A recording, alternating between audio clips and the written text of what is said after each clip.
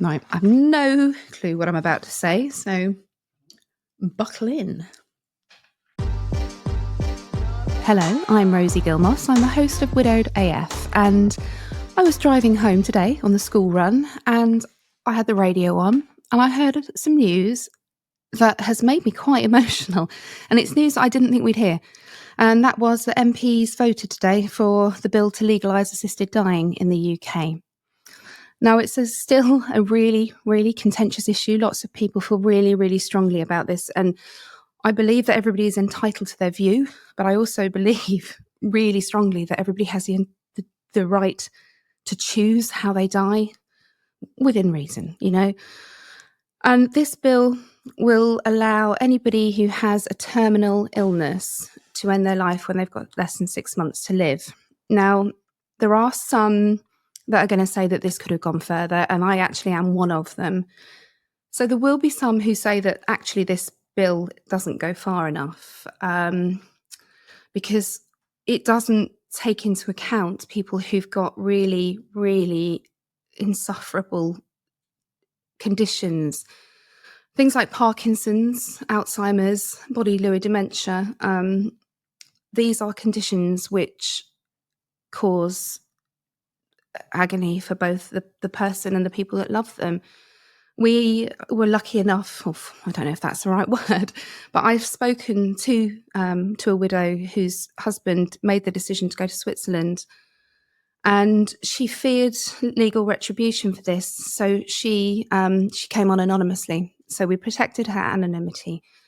But actually, the legislation or the bill today, that wouldn't have helped her husband because he wouldn't have been eligible for it because it's termed as a neurological condition. So in Spain, they provide assisted dying to people both with terminal illnesses, and also they have a criteria which is intolerable suffering from disease or condition. And I think their highest, one of the most common reasons people seek their services is from Parkinson's. So whilst I think that this is probably one of the biggest steps forward for us as humanity, because you can't do the job that I do and you can't hear the stories that I hear and not question the end of life care in this country. I don't doubt that the health professionals do their absolute best in most cases, and I don't doubt that for some people it's adequate.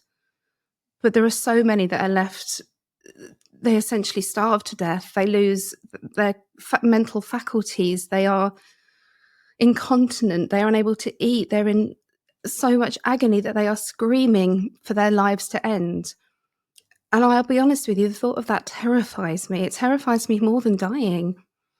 And whilst for many of my guests, their partners probably or perhaps wouldn't have chosen to take the option, because perhaps when you're young, you still cling on to this idea of hope and that perhaps you might fight it. But I always hope that the option would be available to me. And when I get, hopefully when I'm old and I've lived a really full and healthy and happy life, and if I get told I have a terminal illness, I can end it on my own terms in my own way. And I think there's something about the idea of living funerals, you know. Imagine getting the opportunity to say to people everything that you wanted to say to them before they actually died. The love that you could demonstrate and come together in that moment, and knowing that you wouldn't have to watch them shrink, disintegrate, deteriorate before your eyes, all while there was nothing that you could do to help them. So whilst this bill does mean that for, hopefully, I mean, it hasn't passed yet. There are many, many stages and lots of safeguarding assessments, and I'm not going to pretend to know what they are. There's lots of stages to go through before this actually becomes law. I reckon it'll happen in our lifetime. And I'd like to think it happened in my parents' lifetime, which sounds really, really ghoulish. And I'm certainly not wishing my parents away, but I don't want them to suffer. And my mum, you know, the thought of sort of end of life care terrifies her. And if I can do something to make that less terrifying for my parents, what a gift to be able to give them. they brought us into the world. They loved us, most of us, and raised us. And for them to be able to express their wishes, enough for us to be able to carry them out for them or to help them do it without fear of prosecution, because you can go to prison for helping somebody. And for so many, that's an enormous deterrent. That's financial. Not everybody can afford to fly to Switzerland and go to a private clinic.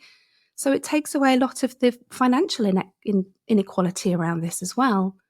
People are being forced to commit suicide in ways that are not painless, that cause distress, or maybe don't work and leave them further incapacitated, and their families are left, absolutely traumatized.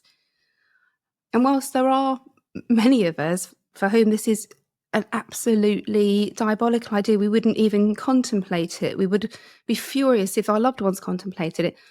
But you get to choose to do that still. But the people that do want it, they are starting to get a voice. They're starting to get a choice.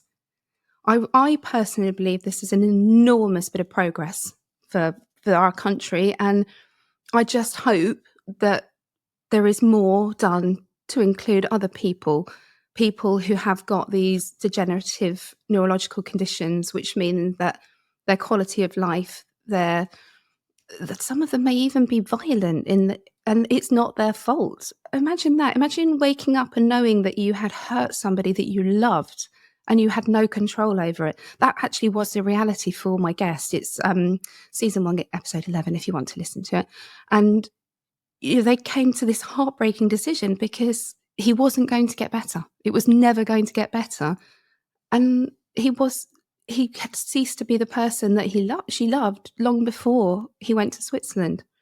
So I believe with the right safeguarding and the right scrutiny around it, I think this is a really positive, and I just felt compelled to come and talk about it because it is something that I have to say I thought we would not see happen for quite some time. I'm sure there's a cynical political reason behind it, when isn't there? But if this does become law in the UK, I think we offer people a dignified, a humane end to their suffering. And it's up to them if they want to choose that or not. It's all about choice, really. Anyway, thank you for listening. I'll be back with you soon. Thank you for listening. If you found this episode helpful, hit follow or subscribe so you don't miss the next one. And if you think someone else may benefit from this, please do share. We'd also really appreciate a quick review. It helps more people find the show. Thank you again, and see you next time on Widowed AF.